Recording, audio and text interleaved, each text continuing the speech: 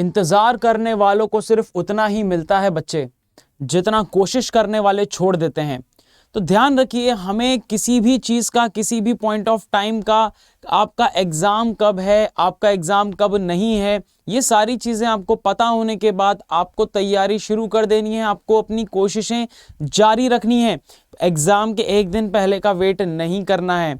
और इसीलिए ही in one shot की सीरीज को मैं कंटिन्यू करते हुए आज पढ़ाने वाला हूं बच्चे, आज करवाने वाला हूं मैं कंपाउंड इंटरेस्ट यानी कि चक्रवृद्धि ब्याज। याद रखिएगा कि यहां पर मैं बताने वाला हूं काफी नई नई टेक्निक्स जो आपने शायद पहले कभी नहीं पढ़ी होंगी। इसीलिए आपको क्या करना है, इत्मीनान से फोकस होके बच्चे देखना है, आपको एक दृष्टि से आपको देखना है, यहां पर इधर उधर विचलित मत होइएगा, नहीं तो कॉन्सेप्ट आपको समझ में नहीं आएगा। कॉन्सेप्ट समझ में ना आए तो रिवाइंड करके वापस जरूर देखिएगा। चलिए स्टार्ट करते हैं आज की क्लास। और देखिए भाई, आपके सामने जो है सबसे पहले मैंने रख दिया है एक फॉर्मूला। फॉर्मूला क्या बोल रहा है, चक्रवृद्धि ब्याज पढ़ रहे हैं बच्चे, a बराबर p 1 प्लस r बटा 100 का पावर t। ठीक है, तो ये बेसिक फॉर्मूला आपने पढ़ा होगा। यहां पर a का मतलब क्या है बच्चे, मिश्रधन है। तो मिश्रधन यहां पर मैं लिख देता हूं आपके लिए, मिश्रधन, ठीक है, बराबर क्या है आपका, मूलधन, मूलधन। और ब्रैकेट में बच्चे आपके पास क्या है, ब्रैकेट में है आपके पास, यहां पर है आपका समय, तो यहां पर t रहेगा और यहां पर रहेगा 1 प्लस r। r मतलब क्या है, मेरा दर है ना। तो r क्या है बच्चे, मेरा ब्याज की दर है, जो कि हमने देखा था कि रेट ऑफ इंटरेस्ट हमने सिंपल इंटरेस्ट में भी देखा था, है ना, साधारण ब्याज के अंदर भी देखा था। और t का मतलब हो गया यहां पर समय। ठीक है, कितने समय के लिए पैसा लगाया जा रहा है। यहां पर a का मतलब है मिश्रधन और मूलधन का मतलब क्या हो जाएगा बच्चे, p यानी कि प्रिंसिपल। यहां पर आपको दिख रहा होगा कि a बराबर क्या है बच्चे, यहां पर एक और चीज, एक और फॉर्मूला लिखा हुआ है यहां पर। तो a बराबर होता है p प्लस CI, इसका मतलब मूलधन प्लस ब्याज बराबर क्या होता है बच्चे, आपका मिश्रधन होता है। इसके अलावा आपके पास CI बराबर a माइनस p, यानी कि ब्याज बराबर चक्रवृद्धि ब्याज बराबर क्या हो जाएगा कि जितना आपको मिल रहा है और जितना आपने लगाया उसका अंतर, यानी मिश्रधन और मूलधन का अंतर। तो सिंपल सी बात है, यहां पर इस फॉर्मूला में p को यहां भेज देंगे तो हमें ये वाला फॉर्मूला मिल जाएगा। इतनी बात क्लियर है आपको। ठीक है, ये सारे के सारे टर्मिनोलॉजीज मैंने यहां पर लिखी हुई हैं। इसी फॉर्मूला को हम अभी तो लिख दिए हैं, लेकिन इसको थोड़ा अलग ढंग से पढ़ने वाले हैं। कैसे, जरा देखो ध्यान से। तो यहां पर अगर मैं बात करता हूं बच्चे, यहां पर अगर मैं बात करता हूं फॉर्मूला की, तो इस फॉर्मूला को मैं कैसे लिख सकता हूं, इस फॉर्मूला को मैं लिख सकता हूं a बटा p, a बटा p क्या लिख सकता हूं मैं, a बटा p बराबर 1 प्लस r बटे 100 का पावर t। ठीक है, अभी मान लेते हैं यहां पर, माना r बराबर 10%, माना r बराबर 10%। ठीक है, r बराबर क्या है बच्चे, 10। तो यहां पर अगर r का मान 10 रख दिया तो ये बन जाएगा 1 बटा 10, है ना, 10 बन जाएगा। तो 10 से 0 कैंसिल। ठीक है, यहां पर देखो, इसको सॉल्व कर रहा हूं, यहां पर, यहां मैं डायरेक्ट लिख दूंगा। तो 1 प्लस 10 बटा 100 रहेगा, इससे ये कट जाएगा, है ना, और पावर में t है। तो इसको क्या लिख सकता हूं मैं, 1 बटा 10 बचा, 10 यहां आएगा, कैलकुलेट करेंगे तो 11 बटा 10 हो जाएगा। कितना हो जाएगा बच्चे, 11 बटा 10 की घात कितनी हो जाएगी, t, है ना, 11 बटे 10 की घात t। तो यहां पर a बटा p जो होगा मेरे पास बच्चे, जो मिश्रधन बटे मूलधन होगा, वह हो जाएगा कितना, 11 बटे 10 की घात t। ठीक है, 11 बटे 10 की घात t। t क्या है, समय। अगर 1 साल के लिए रख रहे हैं तो t का मान 1, 2 साल के लिए अगर ब्याज पे दिया जा रहा है या लिया जा रहा है, हमारा क्या बोलते हैं, आपका मूलधन लिया जा रहा है या मूलधन दिया जा रहा है, कुल मिलाकर पैसा उधार लिया जा रहा है या पैसा उधार दिया जा रहा है, दोनों ही केस में आपके पास समय होगा, कितने समय के लिए दिया या लिया जा रहा है। ठीक है ना। तो यहां पर अगर मैं बच्चे बात करता हूं तो t का मान मान लीजिए कि 1 रखा, t का मान क्या रखा बच्चे, 1 रखा। तो यहां पर a बटा p कितना हो जाएगा, a बटा p हो जाएगा 11 बटे 10। अगर t का मान मैं रखता हूं 2, तो a बटे p का मान कितना हो जाएगा, a बटे p का मान हो जाएगा 121 बटा 100। अगर आप ध्यान से देखोगे तो हो क्या रहा है, यहां पर पावर के रूप में बढ़ रही हैं चीजें, है ना, पावर के रूप में, यानी कि घात के रूप में बढ़ रही हैं। इसी तरह अगर 3 रखूंगा तो यहां पर a क्यूब और p क्यूब बन जाएगा, है ना। तो कुल मिलाकर अगर इस तरह के क्वेश्चन आपको करने हैं, मान लीजिए कि आपके सामने आपके पास a यानी कि मिश्रधन, a यानी कि बच्चे मिश्रधन, अगर बात करता हूं p की तो मतलब मूलधन, ठीक है, और बात करता हूं CI यानी कि चक्रवृद्धि ब्याज, कंपाउंड इंटरेस्ट, चक्रवृद्धि ब्याज। अगर ये तीन में से कोई एक दिया है और बाकी दोनों में से कोई एक पूछा है, यानी कि आपको मिश्रधन देके आपको पी या सीआई में से कुछ पूछ लिया है ना, मूलधन या चक्रवृद्धि ब्याज पूछ लिया, या प्रश्न में चक्रवृद्धि ब्याज देके मूलधन या मिश्रधन में से कुछ पूछ लिया, या दोनों ही पूछ लिए, मतलब इन तीनों में से कुछ भी एक दिया हो आपको और बाकी दो में से कुछ भी एक पूछे या दोनों पूछ ले, कोई फर्क नहीं पड़ता, मगर दिया इन तीनों में से कोई एक वैल्यू दी जरूर होनी चाहिए, ये बात आपको ध्यान रखनी है। अब यहां पर आपको एक और बात बच्चे क्या याद रखना है कि यहां पर आपको आर और टी भी दिया होना चाहिए, आर और टी यानी कि दर और समय भी दी होनी चाहिए। अब मान लेते हैं कि दर आपको देके रखी है, कितनी दर आपको देके रखी हुई है, मान लेते हैं 10% ही मान लेते हैं, ठीक है, वापस से। तो हम कैसे करने वाले हैं क्वेश्चन को, हम करने वाले हैं, ये पी लिखा मैंने और ये लिखा मैंने कितना, ये मैंने लिखा ए। 10% का मतलब इसको हम कन्वर्ट करेंगे बच्चे 1/10 में, ठीक है। और आपको पता है कि 1/10 का मतलब क्या होता है, मतलब दर जो होती है ना वो किसकी होती है, इंटरेस्ट की दर होती है, ब्याज की दर, ब्याज हमेशा बढ़ के मिलता है, इसीलिए 10% को प्लस 1/10 लिखा है मैंने यहाँ पर। इसका मतलब कि अगर ये P 10 है मेरा, आपको पता है मूलधन हम यहाँ पे लिखते हैं जो ओरिजिनल वैल्यू जो दी जाती है या जो ली जाती है, जो स्टार्टिंग में होती है, जिसमें अभी तक कोई भी बढ़ोतरी या घटोतरी नहीं हुई, कोई भी वृद्धि या कमी नहीं हुई है, कोई भी इंक्रीमेंट या डिक्रीमेंट नहीं हुआ है, वही हमारा मूलधन होता है, वही हमारी ओरिजिनल वैल्यू होती है। तो वो मूलधन क्या होगा बच्चे, ये 10 होगा, ठीक है। ये 10 जो होगा, जो बटे में लिख के रखा हुआ, यह मूलधन है, यह मेरा क्या है, मूलधन। तो ये जो बटे में 10 था, ये 10 मैंने यहाँ पर लिखा, कितने की वृद्धि हुई, तो 1 की वृद्धि हुई, तो यहाँ पर हो गया 11। तो पहले साल के लिए 11 हो गया। अगर मान लीजिए कि समय आपको जो है वो 1 साल देके रखा हुआ है तो ये लिखेंगे, है ना। अगर समय 2 साल देके रखा हुआ है तो ये 10 और ये 11 एक और बार लिख देंगे, यह अनुपात में रहेगा हमेशा। फिर 3 साल के लिए देके रखा हुआ है तो हम एक बार और लिख देंगे, और यहां पर क्या कर देंगे बच्चे, गुणा करके लिख देंगे। तो अगर मैं इसका गुणा करता हूं तो ये बन जाएगा 1000, और अगर इसका गुणा करता हूं तो ये बन जाएगा 1331। मैंने आपको बताया था कि ये आप डायरेक्ट भी लिख सकते हो कि A/P अगर आपके पास देके रखा हुआ है 11/10, 11/10 कैसे निकलेगा, 10 पे 1 का इंक्रीमेंट, 10 पे 1 की वृद्धि, 10 पे 1 की वृद्धि, तो A/P आपके पास आ जाएगा। अब जितने वर्षों की बात कर रहा है बस उतनी घात चढ़ा दीजिए, 3 वर्षों की बात करता है तो आपके पास डायरेक्ट आ जाएगा 1331/1000। बात समझ में आ रही है। तो चाहे आप इस तरह से लिखिए, चाहे आप डायरेक्ट लिखिए, आपके दोनों ही केस में जो होगा इन दोनों का अनुपात इतना आ जाएगा। अब आपको इतनी बात तो पता चल गई। अब आपको एक और बात पता है, क्या पता है बच्चे, कि इन दोनों का जो अंतर होता है ना वही CI होता है। इन दोनों का अंतर है 331, यही है मेरा CI यानी कि कंपाउंड इंटरेस्ट यानी कि चक्रवृद्धि ब्याज। अब आप चाहे यहां से अंतर ले लो चाहे यहां से अंतर ले लो, बात एक ही है, दोनों तरफ से आपको 331 ही मिलने वाला है। इतनी बात क्लियर है, आप लोगों को समझ पा रहे हो, ठीक है। तो इस तरह से हम फॉर्मूला को यूज करने वाले हैं, ठीक है। आपने ये सब ऑलरेडी पढ़ चुका है कि किस तरह से वृद्धि और कमी होती है। मान लीजिए एक और एग्जांपल ले लेता हूं मैं आपके लिए, 10% ना देते हुए इस बार मैं ले रहा हूं कितना, मान लेते 15%। तो 15% को क्या लिख सकता हूं, 3/20, है ना, 3/20। ये हम ऑलरेडी जानते हैं कन्वर्जन करना, नहीं जानते हैं तो परसेंटेज जरूर देखिएगा। 3/20 लिख लिया, 15/100, 5 से ऊपर काटा और 5 से नीचे काट दिया। अब इसका मतलब P और A कैसे लिखेंगे हम, मान लीजिए कि समय मेरे को देके रखा हुआ है 3 साल का या 2 साल का मान लेते हैं, चलो समय कितना है, 2 साल का है, ठीक है, और 15% की दर है। तो ये 20 अगर मेरा मूलधन है तो 3 ज्यादा मेरा क्या होगा, अमाउंट यानी कि मिश्रधन। 2 साल की बात कर रहा है तो ऐसा हम 2 बार करेंगे, या फिर यहीं पे आप घात पे चढ़ा दीजिए, ठीक है। अगर 2 साल की बात कर रहा है तो आप चाहे तो 2 बार लिख लिए, या फिर यहीं पे 2 पावर चढ़ा दीजिए दोनों में।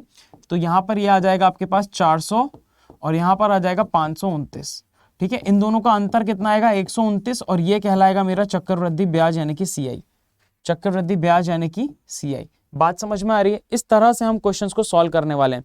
अब देखिए कि क्वेश्चन कैसे आएंगे और आखिर हम इन टेक्निक का यूज करके आंसर कैसे निकालेंगे। तो देखिए आपके सामने पहला क्वेश्चन आ चुका है। पहले क्वेश्चन में क्या बोला जा रहा है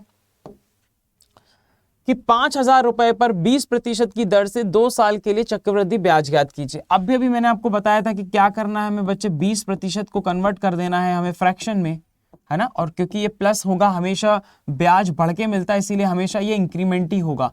तो अब मुझे क्या करना है बच्चे, ये रहा मेरा P और ये रहा मेरा A, अनुपात में लिख दूंगा मैं। नीचे जो वैल्यू लिखी हुई है उसको हम P में लिखेंगे, और जितना +1 ऊपर है, +1 है, 2 है, 3 है, उतना हम जोड़ के A में लिखेंगे, ठीक है। तो हमने 5 में 1 जोड़ा तो 6 आ गया। और टाइम पीरियड कितना है बच्चे, कितने साल की बात हो रही है, 2 साल की, तो हम घात 2 चढ़ा देंगे दोनों पे, हम घात दोनों पे क्या चढ़ा देंगे, 2 चढ़ा देंगे। बात समझ में आ गई। तो अब यहां पर मेरे पास जो अनुपात आया है वह आया है 25:36, है ना, 25:36। क्वेश्चन में देके रखा हुआ है क्या, देखो P मेरे हिसाब से 25 है, मेरे हिसाब से 25 रुपया है P, लेकिन क्वेश्चन के हिसाब से बोल के रखा हुआ है कि 5000 है।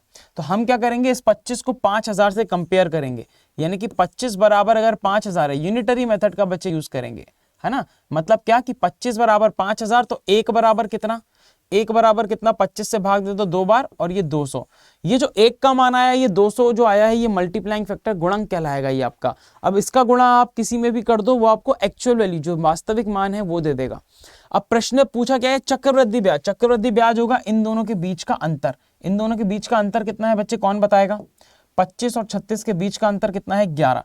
इसका मतलब कि 11 का मान निकालना है मुझे, 1 का मान 200, तो 11 का मान कितना हो जाएगा, 11 × 200, यानी कि आंसर हो जाएगा मेरा 2200। इस प्रश्न का सही उत्तर कितना है बच्चे, 2200 रुपया है। आई होप कि आपको ये क्वेश्चन क्लियर है ना।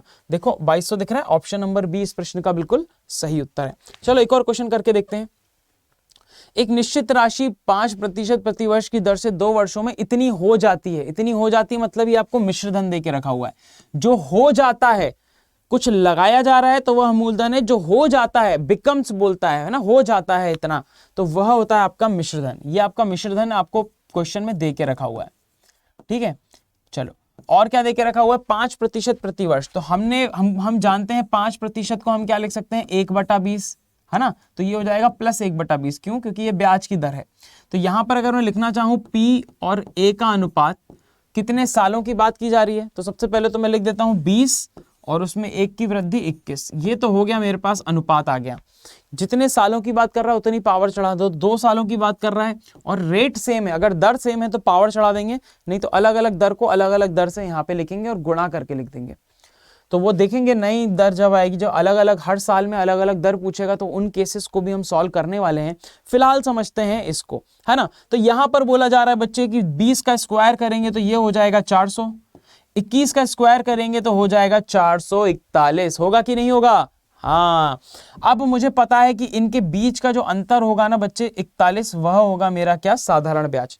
तो मेरे पास P है, A है और मेरे पास साधारण ब्याज है। पूछ क्या रहा है मुझसे कि वार्षिक मूल राशि बताना है, मतलब मुझे P का मान बताना है, मुझे मूल मान बताना है। क्वेश्चन में क्या देके रखा हुआ है, क्वेश्चन में देके रखा हुआ है कि ये देके रखा हुआ मिश्रधन। इसका मतलब कि ये मान जो है किसके बराबर है, 44100 के। अब आप साफ साफ बोल सकते हो कि इसके अंदर कितने का गुणा हुआ होगा, 100 का गुणा हुआ होगा, है ना। आपको अलग से डिवाइड करने की जरूरत नहीं है। यहां पर आप कितने का गुणा करो कि ये मिल जाए, आपको डायरेक्ट मिल जाएगा 100। तो आपको पता है अनुपात में जो गुणा यहां हुआ है वही गुणा हमें यहां पे भी करना पड़ता है। इसका मतलब कि हमें 400 में भी 100 का गुणा करना होगा। 100 का गुणा मतलब 2 जीरो लगा देना। तो 40,000 जो है इसका मूलधन होने वाला है। ये होगा इस प्रश्न का बिल्कुल सही उत्तर, ऑप्शन नंबर डी। अगर आपसे यहाँ पर चक्रवृद्धि ब्याज पूछता तो हम यहाँ पर डबल जीरो लगा देते, हम यहाँ पर डबल जीरो लगा देते। तो ये इंपॉर्टेंट टेक्निक थी। एक और अच्छी इंपॉर्टेंट टेक्निक है जो कि मैं आपको अभी जल्द ही बताऊंगा। अगला प्रश्न देख लेते हैं। अब इस प्रश्न की अगर मैं बात करता हूं तो यहाँ पे भी देखो चक्रवृद्धि ब्याज देके रखा हुआ है, हमको देके रखी हुई है दर और हमें समय देके रखा हुआ है। मतलब कि हम आराम से वही मेथड जो अभी मैंने आपको बताया उसे लगा सकते हैं, है ना। तो यहाँ पे 33/1/3% का मान कितना होता है, 33/1/3% का मान होता है 1/3। और यहाँ पर क्योंकि ये ब्याज की दर है तो ये +1/3 हो जाएगा। ये P है मेरे पास, ये है मेरे पास A, है ना। ये बच्चे P है मेरे पास और ये है मेरे पास A। तो P को लिखूंगा 3 और इसको लिखूंगा 1 बढ़ा के, तो ये हो जाएगा मेरे पास 4। कितने वर्षों की बात हो रही है, कितने वर्षों की बात हो रही है, 3 वर्षों की बात हो रही है। तो क्यूब चढ़ा दूंगा यहाँ पर दोनों के ऊपर, है ना बच्चे। जितनी पावर, जितने सालों की बात हो रही है उतनी पावर चढ़ा दीजिए दोनों पे। यहाँ पर हो जाएगा मेरे पास 27 और यहाँ पर हो जाएगा मेरे पास कितना, 64। 27 और 64, है ना। इनके बीच का अगर आप अंतर निकालोगे बच्चे तो ये आ जाएगा मेरे पास कितना, 37, है ना। ये क्या है मेरे पास, CI कितना है बच्चे, 37। मेरे हिसाब से 37 है CI, मेरे हिसाब से 27 है मेरे पास कितना P, और मेरे हिसाब से जो मेरा A है, अमाउंट है मिश्रधन है, वो कितना है मेरे पास, 64 है। पूछा क्या जा रहा है, मिश्रधन पूछा जा रहा है, 64 का मान पूछा जा रहा है। तो मुझे कोई ना कोई एक मान इन तीनों में से जरूर देके रखा होगा प्रश्न में। मुझे देके रखा हुआ है CI यानी चक्रवृद्धि ब्याज। तो प्रश्न में मेरे हिसाब से तो 37 है, प्रश्न के हिसाब से 370 है। मेरे हिसाब से बच्चे 37 है, प्रश्न के हिसाब से कितना है 370 है। अगर यहां पर मैं देखता हूं तो कितने का गुणा हुआ है बताओ जल्दी से। आप बोलोगे सर 10 का गुणा हुआ है, मतलब कि जिसमें भी मैं 10 का गुणा करूंगा वो मुझे वास्तविक मान दे देगा। बताओ मुझसे क्या पूछ रहा है, मिश्रधन। मिश्रधन मेरे पास क्या है 64, इसमें कर दूंगा मैं 10 का गुणा तो मुझे मिल जाएगा 640 रुपया। तो ये 640 रुपया ही क्या है इस प्रश्न का बिल्कुल सही उत्तर। कितने प्यार से, कितनी आसानी से हमने इन क्वेश्चंस को कर लिया है ना। मैं चाहता हूं कि ये टेक्निक सीखने के बाद आपको मैक्सिमम क्वेश्चन सॉल्व करने हैं। मैंने आपको टेक्निक बताई, ये टेक्निक कहाँ कहाँ काम आएगी, जब आपको पी ए या चक्रवृद्धि ब्याज यानी कि मूलधन, मिश्रधन और चक्रवृद्धि ब्याज में से कोई एक चीज गिवन हो और आर और टी गिवन हो, सिर्फ तभी आप ये टेक्निक लगाएंगे। लेकिन क्या हो कि कुछ इस प्रकार से क्वेश्चन आ जाए। अब आपको यहां पर देखो मिश्रधन देके रखा हुआ है ना, यहां पर मिश्रधन देके रखा हुआ और 6/2/3, 6/2/3 को जब आप सॉल्व करोगे बच्चे, प्रतिशत को सॉल्व करोगे तो ये आएगा आपके पास 1/15। कितना आएगा बच्चे 1/15। तो ये क्या है मेरे पास, क्योंकि मेरे पास ये ब्याज की दर है तो प्लस 1/15 हो जाएगा। ये हो जाएगा मेरे पास P और ये हो जाएगा A। तो 15 अगर यहाँ लिखा है तो 1/15 का मतलब क्या, 15 पे 1 की वृद्धि यानी कि हो जाएगा 16। कितने साल की बात हो रही है, कितने साल की बात हो रही है, तो सालों की बात हो रही है 3, तो हम चढ़ा देंगे क्यूब। अब मुझे पता है कि 15 का क्यूब होता है बच्चे 3375 और 16 का क्यूब होता है 4096, ठीक है 4096। बच्चे क्यूब याद कर लीजिएगा, 20 तक के बहुत इंपॉर्टेंट हैं, ठीक है, और 25 तक के स्क्वायर जरूर याद कर लीजिएगा, ठीक है। मैं जल्दी आपको स्क्वायर और क्यूब याद करने की, निकालने की ट्रिक बताऊंगा, ठीक है, बट मैं चाहता हूं कि एटलीस्ट आप 25 तक के स्क्वायर याद करके रखें तब तक, और 20 तक के क्यूब। चलो अब यहां पर मैं बात करता हूं तो मुझे मिश्रधन देके रखा हुआ है, मतलब, और मुझसे पूछा जा रहा है मूलधन, तो मुझे इसका मान देके रखा हुआ है और मुझसे इसका मान पूछा जा रहा है। तो इसका मान देके रखा हुआ है तो ये किसके बराबर है, ये है 20,480 के बराबर।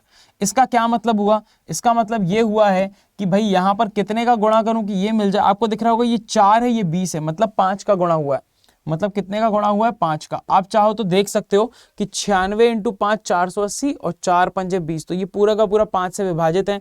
आप यहाँ पे 5 का गुणा करके देख सकते हैं, आपको यही मिलेगा, है ना। तो मैंने ये कैसे पता लगाया, देखो यहाँ पे मान लीजिए कि मेरे पास कोई भी वैल्यू देके रखी हुई है ना, मुझको देके रखा हुआ है ये 45 और मैं इसको कंपेयर कर रहा हूँ 225 से, तो मुझे कितने का गुणा करने पे ये मिलेगा। तो मुझे दिख रहा है कि ये 4 है और यहाँ पर 22 है, तो 4 पंजे 20 होता है, फिर 4 छंग 24 होता है ना। 24 तो नहीं है, ये 20 के बाद में है, इसका मतलब कि इसमें 5 का गुणा हुआ होगा। तो देखो 4 पंजे 20 मतलब 240 में जब गुणा हुआ होगा, और ये कितना होगा 5 25, तो इस तरह से ये 225 बना होगा। इस तरह से मैं अंदाजे लगा लेता हूं। ये टेक्निक जो है मल्टीप्लिकेशन की, ये भी मैं आपको, अगर आप चाहते हो कमेंट बॉक्स में मुझे जरूर बताना कि सर ये मल्टीप्लिकेशन की जो टेक्निक आपने बताई है, जिससे आपने पता लगा लिया कि ये इसका गुणनफल होगा, ठीक है, वो अगर आप सीखना चाहते हैं तो कमेंट बॉक्स में मुझे जरूर बताइएगा, ठीक है। मैं अलग से एक वीडियो बना दूंगा उसके लिए आपको, या हम लाइव आ जाएंगे उसके लिए भी। तो यहाँ पर पता चला 5 का गुणा करने पे ये मिलेगा, तो बच्चे 5 का गुणा यहाँ पे भी कर दो। क्या कर दो बच्चे, 5 का गुणा यहाँ पे भी कर दो।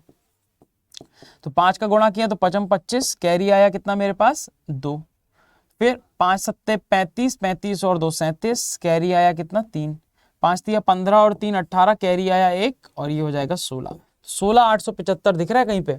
यस, ऑप्शन नंबर सी होगा इस प्रश्न का बिल्कुल सही उत्तर। बात समझ में आई कि नहीं, ठीक है, सिंपल सा क्वेश्चन था। अब देखो इस प्रश्न में ना थोड़ा सा घपला है। क्या घपला है कि यहां पर CI ऑफ सेकेंड ईयर पूछा है, दूसरे वर्ष का चक्रवृद्धि ब्याज पूछा है, 2 वर्षों का नहीं है, मतलब पूछा नहीं, दिया गया है। आपको CI पूरा देके होना चाहिए। 1 साल की बात कर रहा है तो 1 साल का, 2 साल की बात कर रहा है तो 2 साल का, 3 साल की बात कर रहा है तो 3 साल का। यानी कि अगर 3 साल की बात कर रहा है तो मुझे 3 साल का CI होना चाहिए, 3 साल का चक्रवृद्धि ब्याज दिया होना चाहिए। वो जो ट्रिक अभी तक हम यूज कर रहे थे उसको लगाने के लिए। लेकिन अगर ऐसा ना हो, बीच में से आपको बोल दिया कि भाई दूसरे साल का ये है, तीसरे साल का ये है, इस तरह के अगर आ जाता है आपका, तो यहां पर मैं आपको एक और मेथड बता रहा हूं जिसे मैं बोलता हूं स्लैब मेथड, ठीक है बच्चे। तो ये स्लैब मेथड बता रहा हूं, ध्यान रखना है स्लैब मेथड को। स्लैब मेथड बता रहा हूं बच्चे, स्लैब विधि, ठीक है, स्लैब मेथड। स्लैब मेथड क्या होता है बच्चे, यहां पर देखो बना देता हूं मैं आपके लिए, ध्यान से देखना। तो ये है मेरे पास पहली स्लैब, पहले साल के लिए 1 स्लैब बनेगा, 2 साल के लिए आपके 2 स्लैब बनेंगे, 3 साल के लिए आपके पास इस तरह का ये पूरा 3 स्लैब बनेगा, और 4 साल के लिए आपके पास ये 4 स्लैब बनेंगे। तो मैंने आपके लिए स्लैब बना दिए। वहां पर क्या करता हूं ना मैं, वहां पर आपको यहां पर फॉर्मूला लिखते जाता हूं मैं और यहां पर बताऊंगा वैल्यूज पुट करके, ताकि आपको पूरी पूरी अंडरस्टैंडिंग आ जाए। यहां पर हम बात करेंगे P की और R की बात करेंगे, ठीक है ना, P और R। यहां पर P और R के मान लिख देता हूं। P मान लीजिए 10,000 है आपके पास और R मान लीजिए 10% है। R मान लीजिए बच्चे 10% है ना। अब एक एक करके हम स्लैब में वैल्यूज भरेंगे। तो सबसे पहला जो स्लैब है ना, यहां पर P का R% भरा जाएगा, है ना, P इंटू R%। तो जो यहां पर भरा है वही पूरे पूरे स्लैब में आएगा, ये याद रखना है। मान लीजिए कि यहां पर इसका मान कितना है मेरे पास, इसका मान कितना है बच्चे, इसका मान A आ जाता है कुछ, तो ये A यहां पर आएगा, तो ये A यहां पर भी आएगा, ये A यहां पर भी आएगा और ये A यहां पर भी आएगा, है ना। मैंने क्या बोला कि P का R% निकालना है। अब देखो यहां पर मतलब 10,000 का आपको 10% निकालना है। 10,000 का 10% मतलब आखिरी का एक जीरो हटा दो, 1000 आया। ये 1000 आपको यहां पर तो लिखना ही लिखना है, साथ में इन सब में भी आपको 1000 लिखना है एज इट इज। ये आपको कब करना है बच्चे, जब रेट ऑफ इंटरेस्ट सबके लिए सेम हो, जब ब्याज की दर जो है वह हर साल के लिए समान हो, उस केस में आपको ये चीज करनी है। पहली चीज समझ में आ गई, क्या करना है, P का R% निकालना है। कोई भी आपको P देके रखेगा और आपको देके रखेगा R, तो इसका 10% निकाला और यहां पर जितनी भी स्लैब हो गया उन सब में भर देंगे। 2 साल की बात होगी तो सिर्फ ये 2 स्लैब आएंगी, इतना पार्ट आएगा, तो हम सिर्फ इन दोनों में भरेंगे। 3 साल की बात होगी तो ये 3 में भरेंगे, 4 साल की बात होगी तो 4, ठीक है। इसके बाद का नहीं पूछेगा, पूछता है तो फिर सेम प्रोसीजर करेंगे हम आगे भी। तो यहां पर अगर मैं बात करता हूं, अब अगला स्लैब कैसे बनेगा, तो अगला स्लैब बनेगा इसका R%, इसका R% करेंगे बच्चे। यहां पर A है तो A का R% यहां पर आ जाएगा। क्या आ जाएगा बच्चे यहां पर, A का R%, A का R%। A के R% को हम कुछ और बोल देते हैं, मान लीजिए A के R% को हम बोल देते हैं B, ठीक है। A के R% को हम बोल देते हैं B। इसको अगर हमने B बोल दिया है तो यहां पर भी आप, यहां पर क्या आ जाएगा बच्चे आपके पास, यहां पर आएगा इन दोनों का R%, यानी कि यहां पर क्या है मेरे पास 2A है।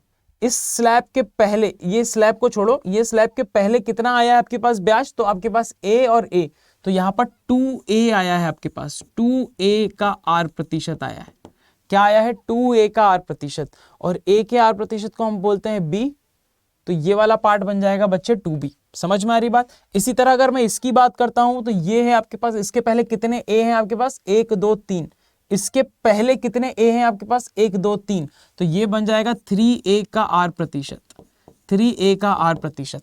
और इनको मैं और क्या लिख सकता हूं बच्चे, इनको मैं लिख सकता हूं क्या, इसको मैं लिख सकता हूं 2B, यानी कि B लिखा उसका डबल यहां लिखा, और इसको मैं लिख सकता हूं 3B। क्यों, A के R% को मैंने B से रिप्लेस कर दिया यहां पे, है ना, तो ये बन जाएगा 3B। मतलब कि अगर मैं B निकाल लूं तो उसका डबल करके यहां लिख सकता हूं, उसका ट्रिपल करके यहां लिख सकता हूं। यहां पर देखिए, तो यहां पे मुझे निकालना है इसका R%, इसका 10%, तो इसका 10% हो जाएगा 100, एक जीरो हट जाएगी ना 10% में, तो यहां पर इसका 10% हो जाएगा 100, इसका डबल लिख दूंगा यहां पे, इसका ट्रिपल लिख दूंगा यहां पे, खत्म, ठीक है। इसका ट्रिपल लिख दिया मैंने यहां पे, इसका डबल यहां और इसी का ट्रिपल यहां।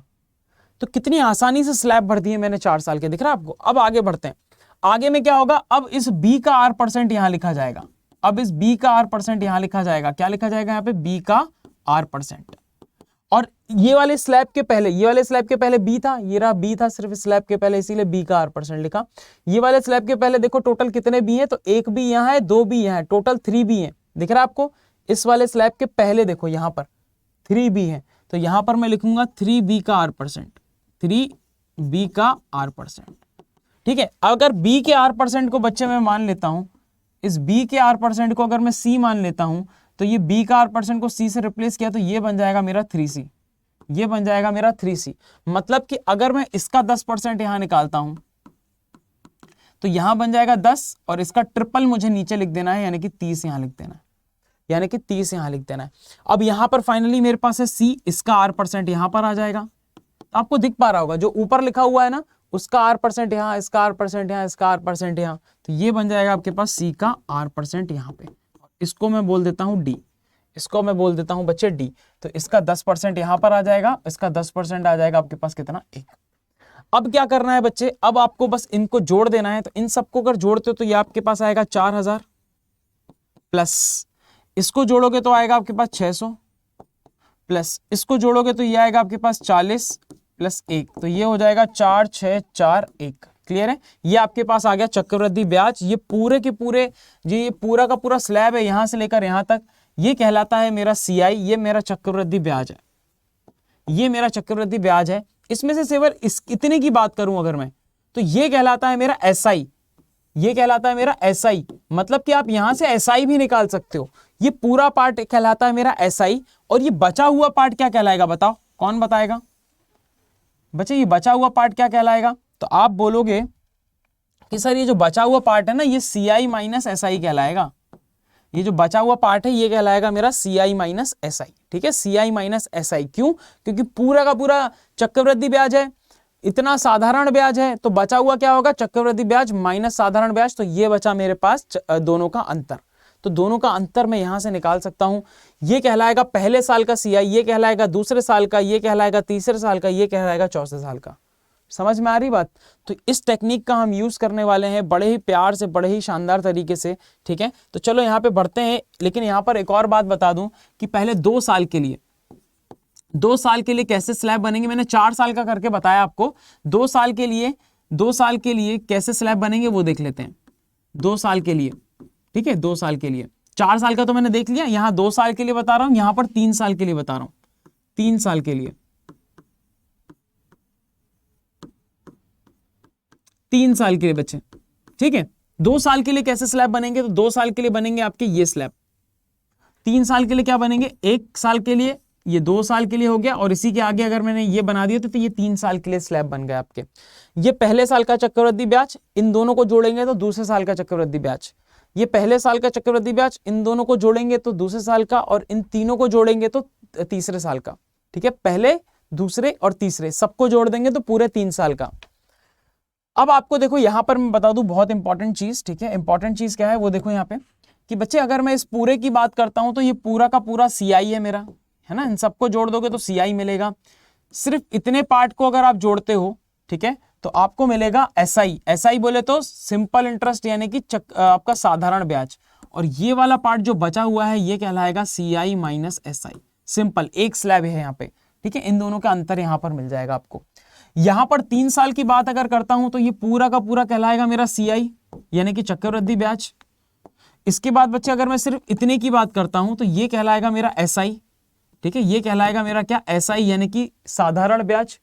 और अगर मैं इसकी बात करता हूं तो ये वाले 3 स्लैब का जो जोड़ होगा पूरा, ये कहलाएगा मेरा CI माइनस SI। ठीक है, यानी कि CI और SI के बीच में अंतर, चक्रवृद्धि ब्याज और साधारण ब्याज के बीच में अंतर। तो ये आपको ध्यान रखना है, छोटी छोटी सी चीजें हैं। और देखो इन चीजों से कितने प्यार से क्वेश्चन सॉल्व करेंगे हम। ठीक है, अगर ये समझ में नहीं आया है ना, एक बार वापस से रिवाइंड करके देखो और समझो इसको जो मैंने अभी बताया है, और आगे का एक क्वेश्चन जरूर देखना। ये समझने के बाद इसको अप्लाई कैसे करना है ना, उसके लिए क्वेश्चन, 1-2 क्वेश्चन देखना, और फिर वापस से एक बार टेक्निक समझना, और फिर वापस से उन्हीं क्वेश्चन को देखना। मजा आ जाएगा। और देखो कितने आसान से क्वेश्चन उड़ाते हैं हम। ठीक है, सारे के सारे क्वेश्चन उड़ाएंगे इससे हम। देखो कैसे उड़ाते हैं। बोला जा रहा है दर है 15%। ठीक है, दर कितना देके रखा हुआ? 15%। अच्छा, यहां पर आपको ध्यान रखना है कि अगर आपके पास P नहीं दिया हुआ, जैसे पिछले वाला क्वेश्चन था मेरे पास, ठीक है, यहां पर जो मैं P का R% बात कर रहा था ना कि P होगा मेरा, उसका R% निकालूंगा मैं, है ना, P का R% निकालूंगा। तो ये P कैसे निकलेगा?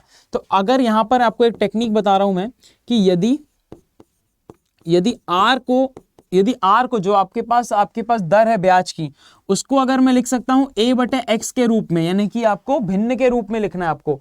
तो A/X के रूप में लिखा, और मेरे पास कुछ समय है T, तो हम P को क्या मानेंगे बच्चे? P को हम मानेंगे ये जो बटे में देके रखा हुआ x की घात t, x की घात t। ठीक है, ये पहली चीज। और अगर आपको यहाँ पे दूसरी चीज देके रखी हुई है, यदि अलग अलग रेट ऑफ इंटरेस्ट है ना, यदि R1 बराबर मान लीजिए आपको देके रखा हुआ A/X, ठीक है, और इसके बाद आपको देके रखा हुआ है R2 बराबर देके रखा हुआ है मान लेते हैं Y देके रखा हुआ है आपको, है ना, और R3 बराबर आपको देके रखा हुआ है क्या? R3 बराबर देके रखा हुआ है C/Z। इस तरह से कुछ देके रखा हुआ है। तो इस केस में आपको ये 3 साल का देके रखा हुआ है, तो इस केस में P कैसे लेट करेंगे? तो P लेट करेंगे X गुणा Y गुणा Z, खत्म। ठीक है, क्योंकि यहां पर x y z t times था, यानी 2 साल की बात हो रही होती है यहाँ पे, तो x गुणा x तो x² हो जाता है ना। तो वही चीज यहां पर है। तो इतनी चीजें आपको ध्यान रखनी है बच्चे। अब देखो क्वेश्चन कैसे सॉल्व करते हैं। देखो क्वेश्चन कैसे सॉल्व करते हैं। 15% की बात हो रही थी, ठीक है। 15% की अगर मैं बात करता हूं यहाँ पे, तो 15% मतलब क्या, 15% को हम लिखेंगे किसमें, 3/20 हम लिख सकते हैं, 3/20, हाँ या ना, ठीक है। इसमें जो नीचे वाला है उसको हम पी लेट करेंगे, तो पी बराबर कितना हो जाएगा, 20। कितने साल की बात हो रही है, 2 साल की, तो 2 की घात चढ़ा देंगे या 20 × 20 लिख देंगे, तो ये हो जाएगा 400। ये हमने माना हुआ है। अब हम बनाएंगे स्लैब। कितने साल की बात है, 2 साल की, तो ये बना दिया मैंने 2 साल के स्लैब। पहले वाले में लिखूंगा पी का R%, यानी कि P × R। पहले वाले स्लैब में यहां पर लिखूंगा P × R, ठीक है बच्चे, P × R। तो P कितना है मेरा 400 और गुणे में R कितना है 3/20। कितना आएगा मेरे पास, 20 से भाग दिया तो 20 बार जाएगा, 20 × 60। तो मेरे पास ये 60 आया, क्योंकि ब्याज की दर समान है तो यहाँ 60 आएगा, तो यहाँ पर भी 60 आएगा। बात समझ में आ रही है कि नहीं, ठीक है। यहाँ पर 60 आएगा तो यहाँ पर भी 60 आएगा। अब यहाँ पर क्या लिखना है मुझे, तो यहाँ पर मुझे 60 का, अब मुझे इसका आपको लिखना है 3/20, है ना। तो मुझे लिखना है 60 का 3/20, 60 का 3/20, क्लियर है। अब हम इसका R% निकालेंगे, यानी कि इसका गुणा R में करेंगे, तो 3/20, 20 से भाग दिया 3 बार, 3 × 3 कितना आएगा, 9। तो यहां पर बच्चे आ जाएगा ये कितना, 9। कितना आ जाएगा बच्चे, 9। अब मुझे प्रश्न में देके रखा हुआ दूसरे वर्ष का चक्रवृद्धि ब्याज। देखो ये कहलाएगा मेरा दूसरे वर्ष का चक्रवृद्धि ब्याज। ये है दूसरे वर्ष का चक्रवृद्धि ब्याज, जो कि कितना है, जोड़ो 69। मेरे हिसाब से दूसरे वर्ष का चक्रवृद्धि ब्याज जो है वह 69 है, लेकिन प्रश्न के हिसाब से कितना है बच्चे, प्रश्न के हिसाब से 690 रुपए है। 690 रुपए है प्रश्न के हिसाब से। आपको पता है कि अगर मुझे एक्चुअल मान चाहिए तो इसमें 10 का गुणा करना पड़ेगा। 10 का गुणा करने पे यह 690 बन जाएगा। बनेगा कि नहीं, हाँ या ना, बहुत बढ़िया। 690 10 का गुणा, अब ये 10 जो मिला है ना, ये मल्टीप्लाइंग फैक्टर है। इसका गुणा मेरी मानी किसी भी चीज में, मेरे माने जितने भी मान है उसके अंदर अगर गुणा कर देता हूं तो मुझे एक्चुअल यानी वास्तविक मान मिल जाएगा। तो मुझसे पूछा जा रहा है मूलधन बताओ। देखो ये मूलधन मेरा माना हुआ था और मेरे पास जो गुणक आया है, मल्टीप्लाइंग फैक्टर आया है, वह 10 का आया है, तो 10 का गुणा कर दिया और ये बन गया बच्चे 4000। इस प्रश्न का सही उत्तर। देखो कितने प्यार से, कोई फॉर्मूला नहीं, कोई कुछ नहीं, टेक्निक, प्योर टेक्निक जो मैंने अभी अभी आपको सिखाई है। मजा आ जाएगा। अगला प्रश्न करते हैं, ठीक है। भाई लाइक ठोक दो यार एक बार, जल्दी से। समझ में आ गया है? कमेंट सेक्शन में मुझे जरूर बताना कैसा लगा क्लास, ठीक है। और सारे दोस्तों के साथ जरूर शेयर कर दो। CUET की तैयारी बच्चे ताबड़तोड़ हिंदी में करने वाले हैं हम। जितने ज्यादा अपने दोस्तों को शेयर करोगे उतना उनके भी चांसेस बढ़ जाएंगे CUET क्रैक करने के, ताकि आप सब लोग एक ही कॉलेज में एक साथ धमाचौकड़ी मचा सको, एक साथ ग्रो कर सको। हम और आप भी एक साथ ग्रो कर सकेंगे जैसे ही आप इसको शेयर कर देंगे। तो चलो बच्चे आगे बढ़ते हैं अगले प्रश्न की तरफ। यदि दर 10% है, समय 3 वर्ष और तीसरे वर्ष और दूसरे वर्ष के चक्रवृद्धि ब्याज के बीच का अंतर कितना है आपके पास, 132 रुपया। तीसरे वर्ष और दूसरे वर्ष के चक्रवृद्धि ब्याज के बीच का अंतर, भाई ये तो कुछ अलग ही चीज हो गया। मतलब मेरे पास 3 साल का चक्रवृद्धि ब्याज हो, उसमें से दूसरे और तीसरे साल का अलग अलग निकाल के उसको मैं माइनस करूंगा तब 132 आएगा। लेकिन स्लैब मेथड से ये चुटकियों में हो जाएगा। देखो कैसे, दर मैंने बताया 10% है, तो दर 10% है तो उसको क्या लिखेंगे हम लिखेंगे 1/10, है कि नहीं, है ना, क्लियर है। और यहां से P को क्या लेट करेंगे बच्चे, P को लेट करेंगे हम 10, जो भी नीचे लिखा हुआ है। और जितने वर्षों की अगर बात की जा रही है, जितने वर्षों की बात कर रहे हैं उतनी हम घात चढ़ा देंगे, यानी कि यह हो जाएगा 1000। हमने मान लिया P को 1000। हम बनाएंगे 3 साल के स्लैब, हम बनाएंगे 3 साल के स्लैब। ये बना दिए बच्चे 3 साल के स्लैब। पहले वाले में लिखेंगे हम क्या कि P गुणा R, तो R कितना है मेरे पास 1/10, P है 1000। तो सबसे वाले पहले वाले स्लैब में आएगा P गुणा R, यानी कि 1000 गुणा 1/10। आप 1000 गुणा 10% करो या 1/10 करो, दोनों सेम ही है, दोनों का मान सेम ही है। तो यहां पर क्या है, 0 से 0 कट जाएगा, 100 मिल जाएगा। तो देखो 100 आएगा तो ये 100 यहां रहेगा, यहां पे भी रहेगा और यहां पे भी रहेगा, है ना, ठीक है। इसके बाद इसका R% निकालेंगे, यानी कि 100 का 1/10 करेंगे, तो 100 का 1/10 10 आएगा। यहां पर 10 आ गया तो इसके बाद इसका डबल नीचे आता है, यानी कि 20 नीचे आता है ना। कैसे आता है, क्योंकि यहां पर कितना है मेरे पास, इसके पहले देखेंगे कितना पैसा है, 200 है, इसके पहले 200 है, तो 200 का 1/10 निकलता है। यहां पे 200 का 1/10 निकलता है, इस तरह से 20 आता है और यहां पर इस तरह से ये 20 आया। लेकिन अगर ब्याज की दर समान है तो इसका डबल करके भी लिख दोगे तब भी आपको सेम ही मिलेगा, ठीक है। इसके बाद अगर मैं बात करता हूं इसकी, तो यहां पर आएगा 10 का 1/10, और 10 का 1/10 कोई बड़ी बात नहीं है, 10 को 10 से भाग दोगे तो 1 ही मिलेगा। तो यहां पर आपको ध्यान से देख पा रहे हो तो 1 मिल रहा है। अब बोला जा रहा है प्रश्न में कि भाई जो दूसरे साल और तीसरे साल का अंतर है, तो दूसरे साल का ब्याज कितना है, देखो इनको जोड़ोगे तो आप कितना मिलेगा आपके पास 110। यहां पर आप इसको जोड़ दोगे तो ये तीसरे वर्ष का मिलेगा, ये सेकेंड ईयर का है, ये थर्ड ईयर का है, ठीक है, ये सेकेंड ईयर का ब्याज है, ये थर्ड ईयर का ब्याज है। ये कितना है बच्चे 121 है। इनका अंतर देके रखा हुआ है, तो 121 माइनस 110 ये देके रखा हुआ है आपको 132 के बराबर, 132 रुपए के बराबर, इतना यूनिट इन दोनों का अंतर। तो इन दोनों का अंतर कितना आ गया बच्चे 11 आ गया, इन दोनों के बीच का अंतर 132 रुपए के बराबर है ये। इसका मतलब कि एक यूनिट का मान कितना आ गया मेरे पास 12 रुपए, है ना, 11 से भाग दो, 11 एकम 11, 11 दूनी 22, तो एक यूनिट का मान आ चुका है, यानी मल्टीप्लाइंग फैक्टर आ चुका है 12। अब मैं 12 का गुणा जिसमें भी कर दूंगा वह मुझे वास्तविक मान दे देगा। पूछा जा रहा है मूलधन ज्ञात कीजिए, मूलधन तो मैंने 1000 माना था और इसमें मुझे बस 12 का गुणा करना है, जो एक का मान आया है उसका गुणा कर देना है और मेरे पास उत्तर आ जाएगा 12,000। इस प्रश्न का बच्चे बिल्कुल सही आंसर कितना है 12,000 और ऑप्शन नंबर ए क्या है इस प्रश्न का बिल्कुल सही उत्तर। अगर क्वेश्चन समझ में नहीं आ रहा है तो आपने टेक्निक जो मैंने बताई थी वो ढंग से नहीं समझी है, उसको वापस से समझो और जो मैं आपको लाइन से बता रहा हूं एक एक चीज उसको आप करते जाओ। एक दो बार प्रैक्टिस करोगे, एक दो बार वीडियो को देखोगे ना, समझ में आ जाएगा, क्योंकि ये आपने पहले कभी नहीं पढ़ा है इसीलिए आपको ये समझने में थोड़ा सा मुश्किल हो रहा होगा, लेकिन एक बार आप समझ गए ना तो जैसे मैं उड़ा रहा हूं चुटकियों में वैसे आप उड़ाएंगे। ठीक है, चलो समझ में आ गया तो कमेंट करके जरूर बताना सर स्लैब मेथड रॉक्स। ठीक है, इस तरह से आप जरा एक बार मैसेज कर देना सर स्लैब मेथड रॉक्स। ठीक है, अगर समझ में आ गया है तो बाकी यहां पर देखेंगे बोला जा रहा है कि R1 बराबर इतना, R2 बराबर इतना और T बराबर 2 साल है। R1 R2 का मतलब क्या हो गया बच्चे, R1 R2 का मतलब ये हुआ कि पहले साल की दर आपको देके रखी हुई है और दूसरे साल की दूसरी दर देके रखी हुई है। अब इस केस में कहानी थोड़ी सी चेंज होगी, लेकिन ये कहानी चेंज होकर कैसी दिखेगी वो मैं आपको बताने वाला हूं। ठीक है, यहां पर आपको CI माइनस SI देके रखा हुआ है। अगर मुझे चक्रवृद्धि ब्याज, मूलधन और मिश्रधन में से कुछ एक देके रखा हुआ होता तो उस केस में जो स्टार्टिंग में मेथड पढ़ा था उसको लगाते, लेकिन CI माइनस SI देके रखा हुआ है तो मैं कौन सा मेथड लगाऊंगा, स्लैब मेथड लगाऊंगा। बात समझ में आ रही, कौन सा मेथड लगाऊंगा बच्चे, स्लैब मेथड। चलो तो यहां पर मैं बात करता हूं R1 की, तो R1 बराबर कितना हो जाएगा 10%, तो इसको मैं 1/10 डायरेक्ट लिख रहा हूं। ठीक है, और R2 होता है 20%, तो 20% को क्या लिख सकते हैं हम 1/5, हम डायरेक्ट लिख रहे हैं यहां पर। तो P को हम क्या मान लेंगे बच्चे, P को मान लेंगे इन दोनों का गुणा, यानी कि 10 गुणा 5 यानी कि 50 मान लेंगे। अब बनाएंगे हम स्लैब, तो देखो 2 साल की बात हो रही तो 2 साल के ये स्लैब है, लेकिन यहां पर एक जो है वो है, यहां पे R1 लगेगा, यहां पर R1 रेट लगेगा और यहां पर लगेगा R2 का रेट।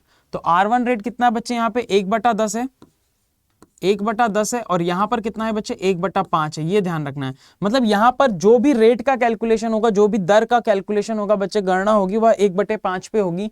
जो R मल्टीप्लाई करते हैं हम वह 1/5 होगा, यहां पर जो भी R मल्टीप्लाई होगा वह 1/10 होगा। तो देखो क्वेश्चन में बोला जा रहा है क्या, हमने माना कितना था, हमने माना था 50, तो सबसे पहली वाली स्लैब में P का गुणा होगा R1 के साथ, तो कितना आएगा बच्चे, ये आएगा मेरे पास 50, R1 कितना है 1/10, तो 50/10 यानी कि 5, तो यहां आ जाएगा मेरे पास 5। ये आप ऐसे भी कर सकते हो कि 1/10 का गुणा यहां करोगे तो 10 से 10 कट जाएगा, 5 इधर आ जाएगा।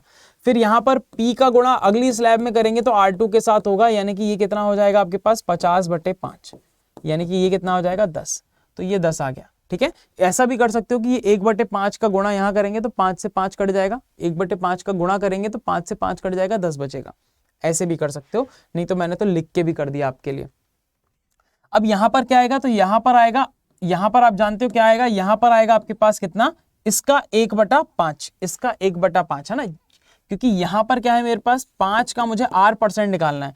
R% बोले तो यहां पर जो रेट होगा वो निकलेगा सेकेंड ईयर में, तो वो 1/5 है, तो यहां पर मुझे मिलेगा कितना 1। यहां पर मुझे ये टोटल मिल चुका है, मुझे CI माइनस SI देके रखा हुआ है 640। और आप क्या जानते हो बच्चे कि 2 साल के लिए ये वाला पार्ट कहलाता है मेरा CI माइनस SI। क्यों, क्योंकि ये पूरा का पूरा CI है, ये वाला पार्ट कितना है बच्चे, ये वाला पार्ट क्या है मेरा SI है, और ये है मेरा CI माइनस SI। ये बात हम ऑलरेडी जानते हैं, हाँ या ना। इसका मतलब कि क्वेश्चन में एक का मान आपको डायरेक्ट 640 रुपया देके रखा हुआ है। एक यूनिट का मान अगर आपको देके रखा हुआ है, मतलब यही मल्टीप्लाइंग फैक्टर है, यही हमारा गुणक है। अब इसका गुणा 640 का गुणा आप जिसमें भी कर दोगे वह आपको वास्तविक मान दे देगा। पूछा जा रहा है क्वेश्चन के अंदर कि मूलधन बताओ, मूलधन हमने कितना माना था, मूलधन हमने माना था 50, इसमें 640 का गुणा करना है हमें, तो 00 तो मेरा सूखा सूखा आ गया, 64 पंजे कितना होता है बच्चे? 64 पंजे होता है आपका 320। 64 पंजे कितना होता है आपका? 320। तो कुल मिलाकर 32,000 रुपए जो है इस प्रश्न का बिल्कुल सही उत्तर है। कहां दिख रहा है आपको? ऑप्शन नंबर डी में दिख रहा है बच्चा। ऑप्शन नंबर डी होगा इस प्रश्न का बिल्कुल सही उत्तर। ठीक है, उसी प्रकार से ये सही उत्तर होगा जिस प्रकार से आपने इस प्रश्न को समझा है। समझ में आ रही बात? क्लैरिटी आ रही है कि नहीं आ रही? सबको एक बार फिर से बताएंगे भाई। बहुत बढ़िया, क्लैरिटी है ना सबको? चलो, इतनी बात आपको पता होनी चाहिए। अब देखो यहाँ पर एक और चीज बता रहा हूं, बहुत ही इंपॉर्टेंट पॉइंट्स हैं। इन पॉइंट्स को जरूर नोट कीजिएगा आप। R1 बराबर इतना, R2 बराबर इतना और R3 बराबर इतना, 3 साल की बात हो रही है, तीनों में रेट अलग अलग है। अब देखो कैसे कमाल करते हैं हम। ठीक है, और CI माइनस SI 120 देके रखा हुआ है, तो R1 बराबर हो जाएगा 110, 1/10। ठीक है ना, 10% है, 1/10 हो गया। R2 बराबर हो जाएगा 20% है, तो 1/5। कैसे लिख रहा हूं मैं? परसेंटेज आपने पढ़ा हुआ है, 20% को लिखेंगे 20/100, 20 से ऊपर काटा, 20 से नीचे काटा, तो 1/5 आ जाएगा। इसी तरह R3 बराबर आ गया 25%, मतलब 1/4। तो ये मेरे पास आ गए तीनों साल की रेट आ गई है। पी को हम क्या मानेंगे? जो नीचे दिए हुए रखे हैं उनका गुणनफल, यानी कि 10 × 5 × 4 कितना हो जाएगा? ये 200। तो 200 हमने मान के रखा हुआ है पी को। अब 3 साल की बात हो रही है, तो 3 साल के स्लैब बनाएंगे, 1 2 3। 3 साल के स्लैब मैंने बना लिए हैं। पहले साल के स्लैब में R1 जो है इंटरेस्ट लगेगा। R1 इंटरेस्ट कितना लगेगा बच्चे आपका? यहां पे डायरेक्ट लिख देता हूं मैं। तो यहां पर लगेगा 1/10 का इंटरेस्ट, यहां पर लगेगा 1/5 का इंटरेस्ट, और यहां पर लगेगा बच्चे 1/4 का इंटरेस्ट। इसका क्या मतलब हुआ कि मैं जब भी आर का कैलकुलेशन जो मैं पहले करते आया हूं, जब भी वो करूंगा मैं, तो मैं इनका प्रयोग करूंगा।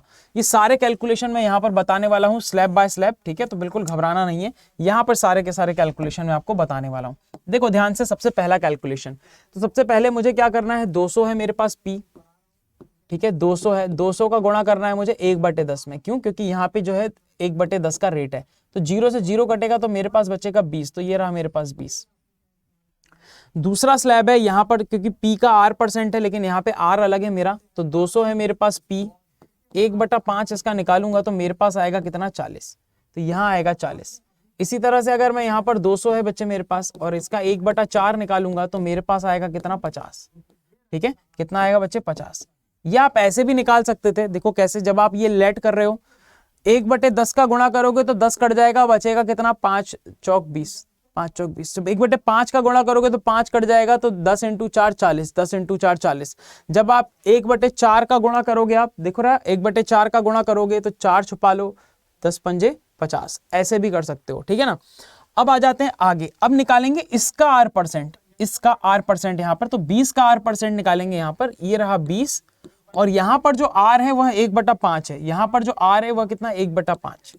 R जितना है यहाँ पर 1/5, तो यहाँ 5 से भाग दे दिया तो ये आ गया 4, तो ये 4 लिख दिया मैंने। अब इसका डबल नीचे मत लिख देना, क्योंकि रेट ऑफ इंटरेस्ट अलग अलग है। तो यहां पर इस स्लैब में क्या आएगा बच्चे? इस स्लैब में इन दोनों के योग का 1/5 4 आएगा, इन दोनों के योग का, इन दोनों के योग का, यानी कि यहां पर आएगा बच्चे, जो अगली स्लैब है वो आएगा 20 + 40, 20 + 40। इन दोनों के ऊपर ब्याज मिलेगा मुझे तीसरे साल में, पहले साल का ब्याज, दूसरे साल का ब्याज, इन दोनों का ब्याज मुझे यहां पर मिलेगा। ब्याज के ऊपर जो ब्याज देते हैं बच्चे, उसे ही चक्रवृद्धि ब्याज बोलते हैं। ये बात आप ऑलरेडी जानते हैं, है ना, इसीलिए हम डायरेक्ट क्वेश्चंस पे कूद चुके हैं यहाँ पे। तो ये ब्याज के ऊपर ब्याज निकालने की शानदार टेक्निक मैं यहाँ पर आपको बता रहा हूँ। और यहाँ पर क्योंकि हम इस स्लैब की बात कर रहे हैं, तो रेट ऑफ इंटरेस्ट होगा 4, तो ये हो जाएगा बच्चे 60 का 1/4, जो कि होगा 15 के बराबर। तो यहाँ आ जाएगा 15, और यहां पर आ जाएगा बच्चे इसका 1/4, तो ये तो सिंपल हो गया आपके पास। 4 का 1/4 जब आप निकालेंगे तो ये मिल जाएगा आपके पास कितना? ये मिल जाएगा 1। ठीक है, इनका मैं नाम दे देता हूं ताकि आपको क्लैरिटी आ जाए। इसको बोल देता हूं 1, इसको बोल देता हूं 2, इसको बोल देता हूं 3, इसको बोल देता हूं 4, इसको बोल देता हूं 5, इसको बोल देता हूं, ये 5 ही है, इसको बोल देता हूं 6। तो ये 6 स्लैब के लिए यहाँ पे भी नंबरिंग कर देता हूं मैं, ताकि याद रहे आपको। 1 2 3 4 5 और ये 6। ठीक है, ये मैंने नंबरिंग कर दी यहाँ पे, ताकि आपको ये समझ में आ जाए, थोड़ी क्लैरिटी मिल जाए कि हमने कौन सा कैलकुलेशन किसके लिए किया है और कहाँ पे किया हुआ है है ना। तो ये ध्यान रहेगा आपको, इंपॉर्टेंट है, ठीक है। ये चीजें अगर आपसे पूछ लें तो आप तुरंत कर सकते हो, थोड़ी सी प्रैक्टिस चाहिए। तो जितने भी प्रैक्टिस मटेरियल हैं आपके बच्चे, आप फटाफट से उससे प्रैक्टिस करना चालू कर दो, ठीक है। और जितने भी नए लोग जुड़े हैं भी, फटाफट से एक बार सब्सक्राइब कर लो चैनल को, ताकि इस तरह के तमाम बेहतरीन वीडियो मैं आपके लिए लेके आ सकूं और हम मिलकर जो है CUET एग्जाम को क्रैक कर सके, वो भी हिंदी में, है ना। सारे दोस्तों के साथ शेयर कर देना इसको। अच्छा बच्चे, तो यहां पर फाइनली मेरे पास चीजें आ चुकी हैं। CI माइनस SI बोल रहा है, 3 साल का CI माइनस SI ये होता है। पहले वाली पूरी के पूरे कॉलम को, पूरे स्तंभ को छोड़कर बाकी का बचा हुआ पूरा CI माइनस SI है। तो ये हो जाएगा 15 और 4 19 और 1 20। तो ये कितना हो जाएगा टोटल? ये टोटल हो जाएगा 20। ये टोटल कितना हो जाएगा? 20। तो मेरे लिए तो 20 है, क्वेश्चन के लिए कितना है? 120 रुपया है। ये कितने का गुणा हुआ होगा? तो 6 दूनी 12 का गुणा हुआ होगा। 6 मेरा मल्टीप्लाइंग फैक्टर है। 6 अगर मल्टीप्लाइंग फैक्टर है तो मूलधन ज्ञात करने को बोल रहा है। ये रहा मेरा मूलधन, इसमें 6 का गुणा कर दोगे तो 6 दूनी 12 हो जाएगा। 1200 रुपए इस प्रश्न का बिल्कुल सही उत्तर है, ऑप्शन नंबर डी।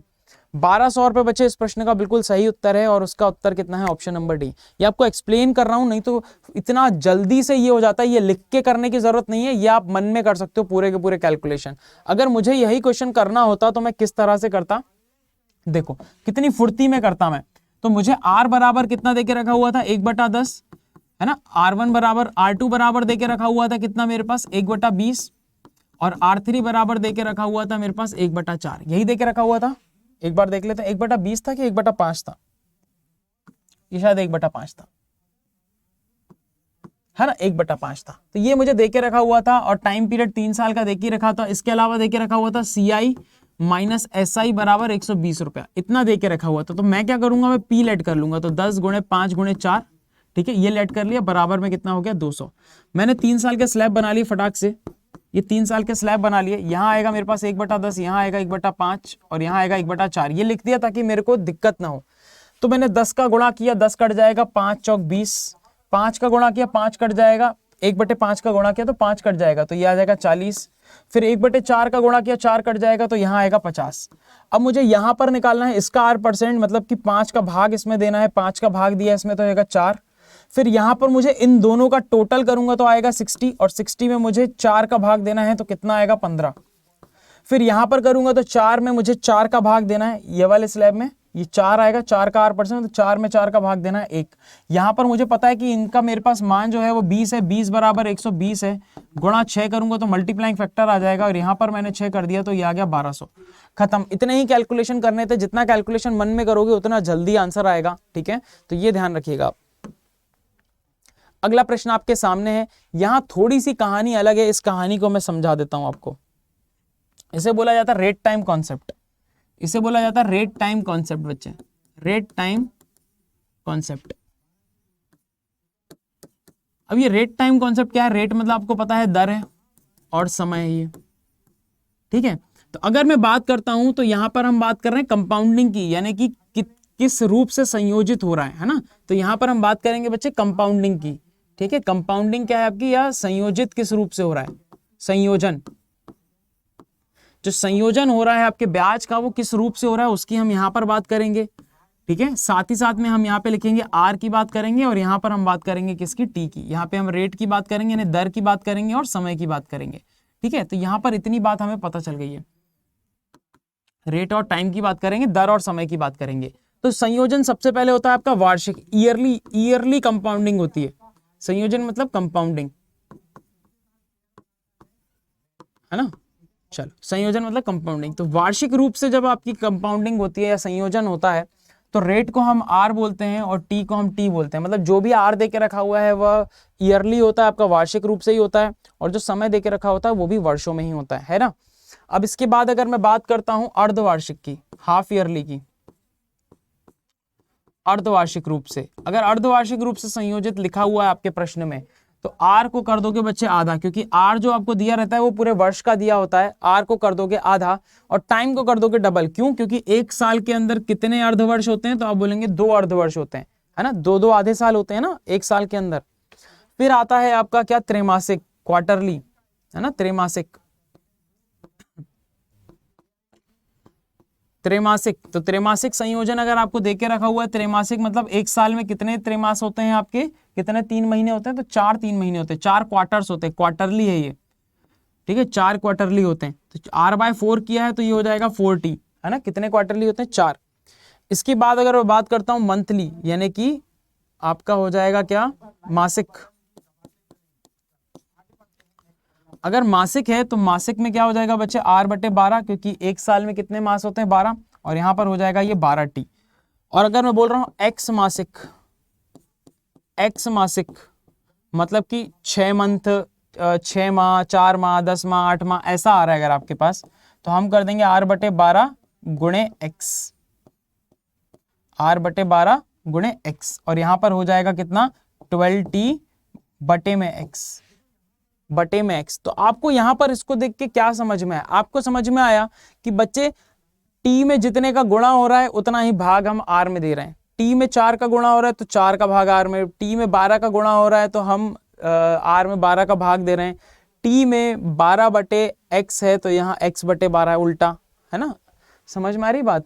तो ये रेट टाइम कॉन्सेप्ट है, मतलब कि समय में आप जितने का गुणा करोगे आपको उसके रेट में यानी उसके दर में उतने का ही भाग देना पड़ेगा। क्लियर है? एक बार अच्छे से इसको देखो, ठीक है, उसके बाद हम करते हैं इसके ऊपर क्वेश्चन। एक बार अच्छे से देख लो पूरा का पूरा, ठीक है, फिर इसके ऊपर क्वेश्चन करेंगे। स्क्रीनशॉट लेना चाहते हैं? स्क्रीनशॉट ले लीजिए इसका।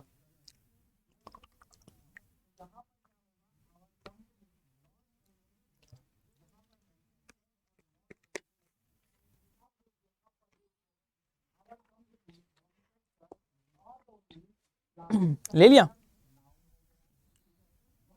चलो तो क्वेश्चन कर लेते हैं बच्चे आगे।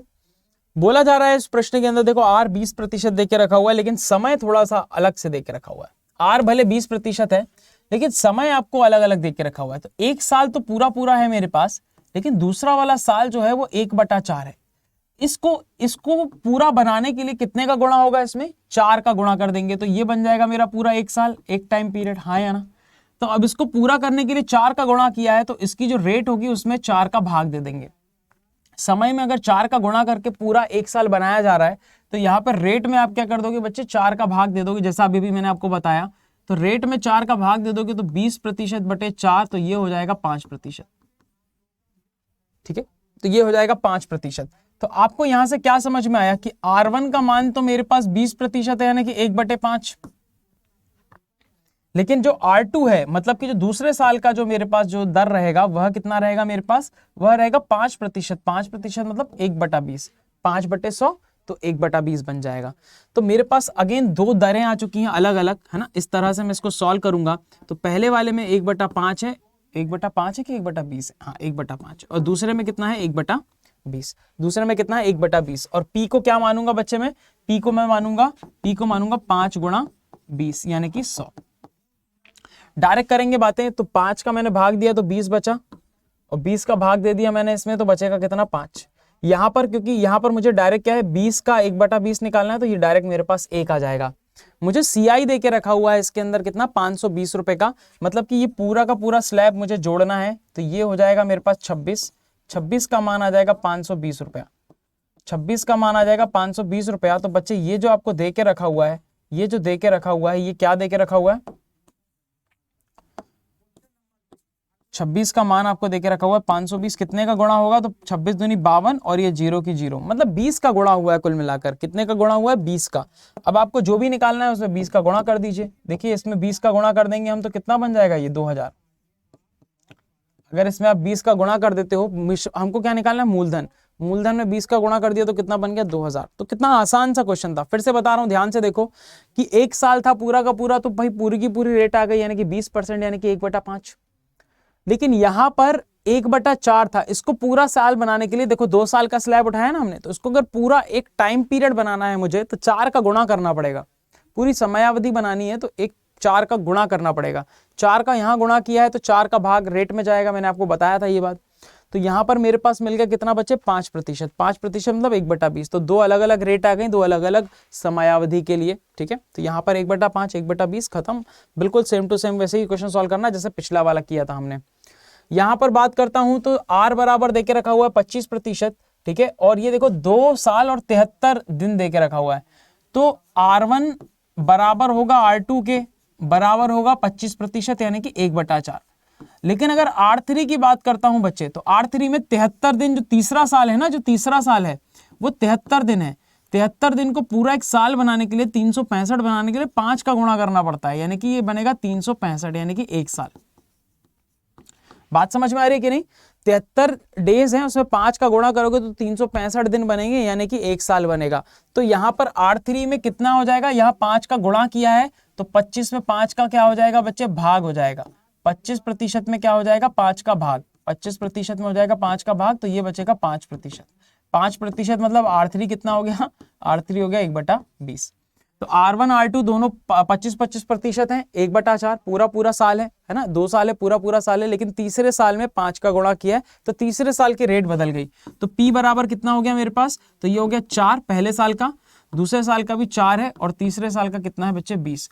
इन सबको हम गुणा कर देंगे तो ये आ जाएगा 16 दूनी 32, 320। यहां पर आ जाएगा कितना, 320। क्लियर है कि नहीं? तो 16 दूनी 32, ठीक है, 320 आ गया। अब मुझे बनानी 3 साल की स्लैब। ये बन गई बच्चे 3 साल की स्लैब, बनी कि नहीं बनी, है ना?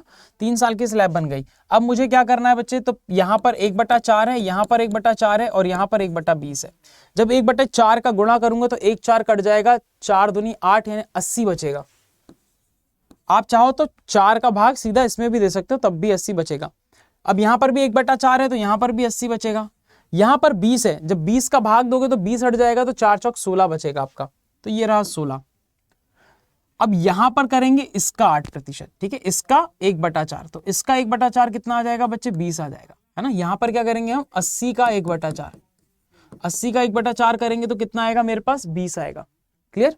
इसी तरह से अगर मैं बात करता हूं यहां पर, तो यहां पर मुझे मिल जाएगा कितना, 80 का 1/4 हो गया। अब यहां पर कितना है, यहां पर मुझे 1/20 निकालना है, लेकिन किसका, इस पूरे का। तो 80 और 80 160, 160 का 1/20, तो 1/20 से भाग दोगे तो 8 बचेगा। तो यहां पर कितना आएगा बच्चे, 8 आएगा।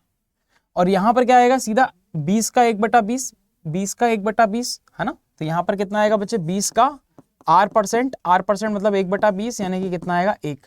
तो यहां पर आ जाएगा 1। अब प्रश्न में क्या देके रखा हुआ है वो देखो, प्रश्न में क्या देके रखा हुआ है, तो प्रश्न में देके रखा हुआ है CI ऑफ 3rd ईयर। तो यहाँ पे तीसरे वर्ष का आपको CI देके रखा हुआ है, तीसरे वर्ष का चक्रवृद्धि ब्याज देके रखा हुआ है आपको। कितना देके रखा हुआ है आपको, 200 रुपया। ठीक है, तीसरे वर्ष का चक्रवृद्धि ब्याज देके रखा हुआ है बच्चे आपको 200 रुपया। CI ऑफ 3rd ईयर देके रखा हुआ है। तो तीसरा वर्ष कौन सा है, ये रहा तीसरा वर्ष। कितना है, 16 और 8 24 और 1 25। तो 25 तो हमारे हिसाब से, क्वेश्चन के हिसाब से कितना है बच्चे, 200 है, 200 रुपया है। क्वेश्चन के हिसाब से बच्चे कितना है, 200 रुपया। तो 25 में कितने का गुणा करूं, 25 में 4 का गुणा करता हूं तो 100 आता है, मतलब 4 के डबल को गुणा करूंगा तो 100 का डबल मिलेगा, यानी कि 8 का गुणा करने पे कितना मिलेगा मुझे, इतना। नहीं तो 25 से भाग भी दे सकते हो, तब भी आपको 8 ही मिलेगा। ठीक है, तो 8 का मल्टीप्लाइंग फैक्टर आ गया। पूछा क्या जा रहा है, मूलधन बताओ, तो कुछ नहीं करना, इसमें कितने का गुणा कर देना है बच्चे, 8 का। तो 8 0 की 0, 8 दूनी 16, कैरी आएगा, 8 3 24 और 1 25, यानी कि 25 60, ऑप्शन नंबर ए, 25 60, यानी ऑप्शन नंबर ए इस प्रश्न का आ गया बिल्कुल सही उत्तर। बहुत ही हैवी क्वेश्चन है बच्चे, जिसको मैं इतने प्यार से आपको करवा रहा हूं। प्रैक्टिस जरूर कीजिएगा इनकी, तभी आपको ये दिमाग में घुसेंगे। ठीक है ना। अगले प्रश्न की तरफ चलते हैं। अगला प्रश्न है आपके सामने, यदि एक निश्चित मूलधन पर चक्रवृद्धि ब्याज तीसरे और चौथे वर्ष के अंत में प्राप्त राशि क्रमशः 9600 रुपए और 10,272 रुपए। ठीक है, निश्चित मूलधन पर, यानी कि दोनों का मूलधन समान है, तीसरे और चौथे में आपको मिश्रधन मिले हैं 9600 और इतना। अब एक बहुत ही मूल मंत्र दे रहा हूं, ध्यान रखिएगा कि एक वर्ष का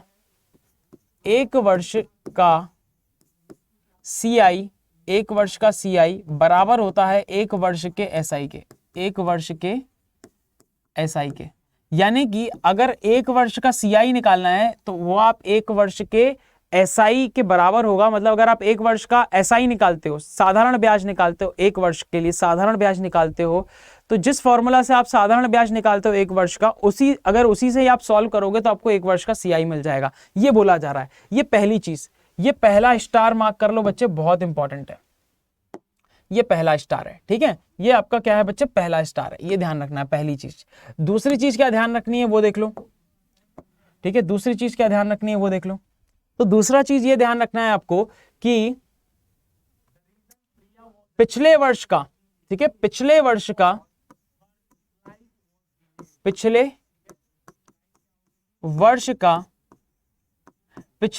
का मिश्रधन यानी कि अमाउंट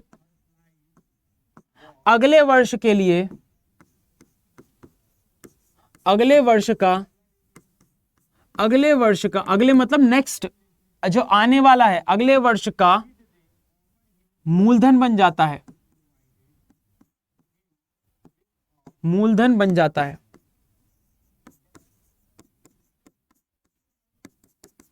क्या बन जाता है? मूलधन। यानी कि अगर तीसरे और चौथे वर्ष की मैं बात करता हूं तो तीसरे वर्ष का जो मिश्रधन है वह चौथे वर्ष के मिश्रधन के लिए मूलधन बन जाएगा।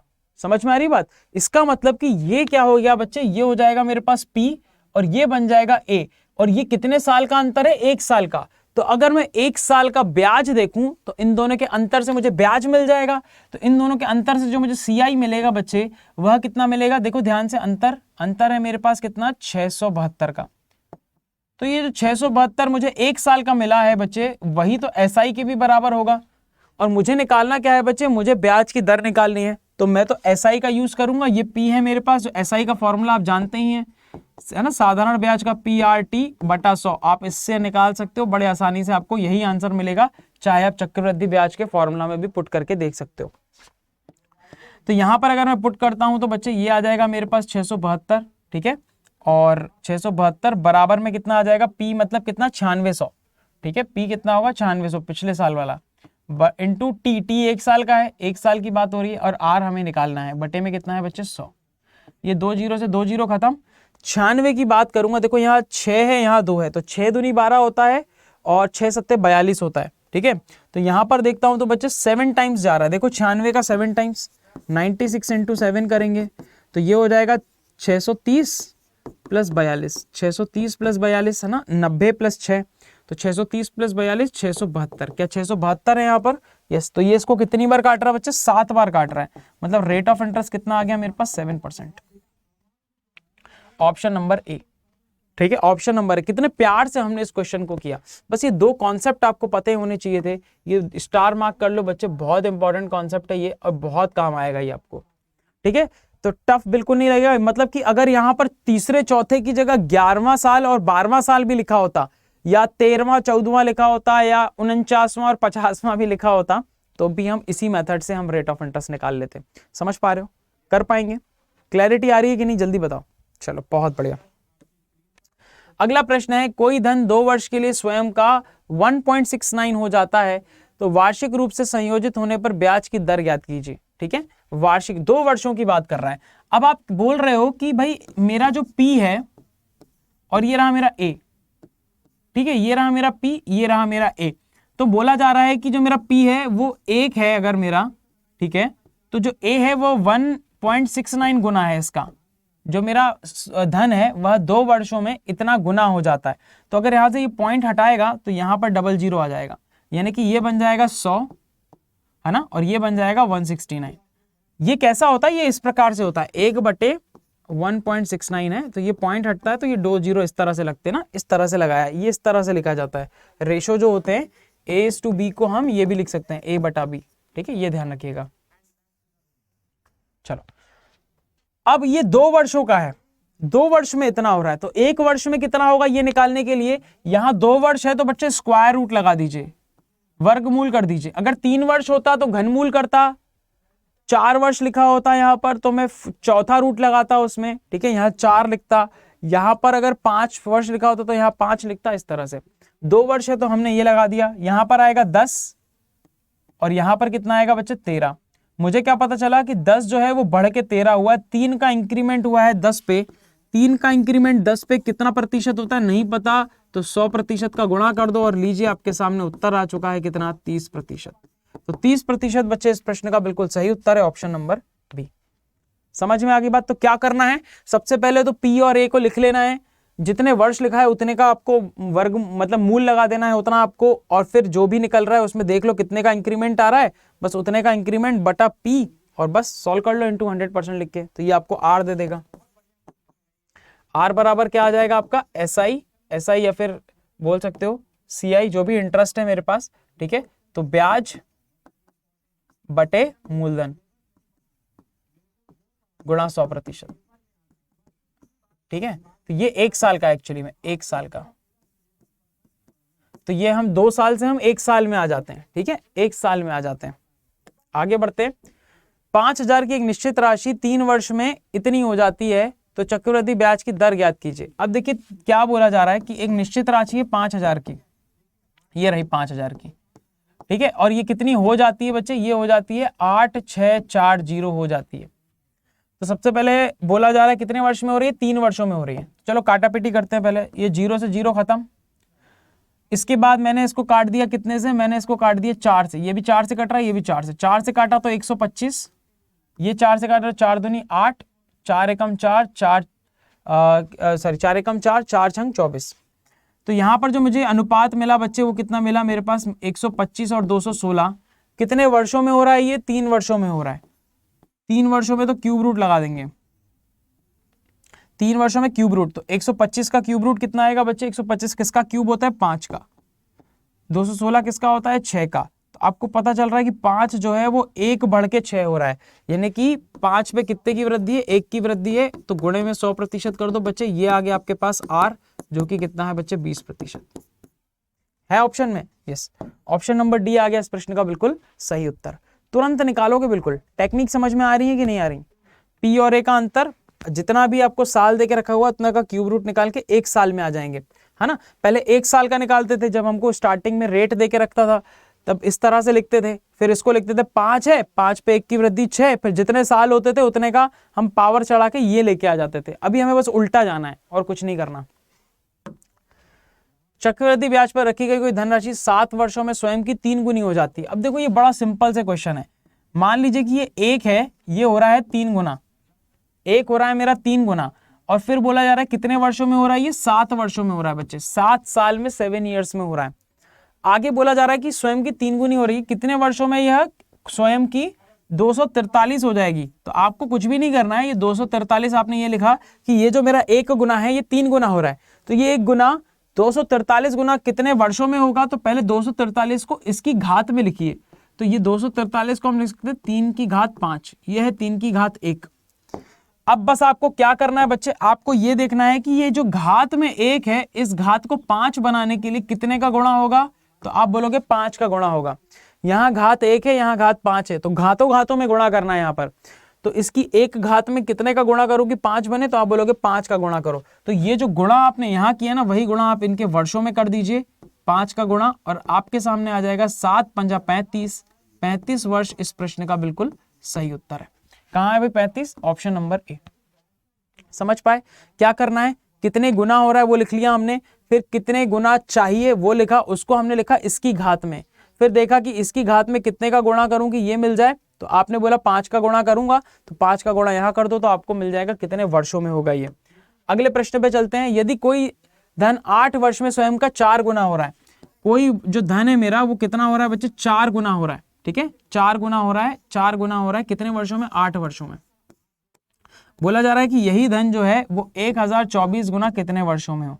तो आपको पता है कि 4 को क्या लिख सकते हैं, 2 की घात 2, और ये लिखा होता है 2 की घात 10, ठीक है, ये कितना होता है बच्चे, 2 की घात 10 होता है, ठीक है ना। कैसे याद रखोगे, कुछ कुछ तो याद करके रखो, 2 दूनी 4 दूनी 8 दूनी 16 दूनी 32 दूनी 64 है ना, 2 दूनी 4 दूनी 8 दूनी 16 दूनी 32 दूनी 64 दूनी 128 दूनी 256 दूनी 512 दूनी, हाँ 256 दूनी 512 दूनी कितना हो जाएगा आपके पास फाइनली, हाँ 1024, ठीक है। इसी तरह से आप क्या हाथ में करके भी गिन सकते हो, तो 2 दूनी 4 दूनी 8 दूनी 16 दूनी 32 दूनी 64 दूनी 128 दूनी 256 दूनी 512 दूनी 1024, ठीक है। तो 10 बार हो गया, तो पावर 10 हो गई। अब मुझे बताओ कि बच्चे सिंपल सी बात बताओ कि 2 में कितने का गुणा करूं कि 10 बने, तो आप बोलोगे सर 5 का गुणा करो, तो ये चाहिए यहाँ पे 5 का गुणा कर दो, खत्म, आंसर आ गया आपका। समझ पाए, आगे बढ़ते हैं। चक्रवृद्धि ब्याज पर, ठीक है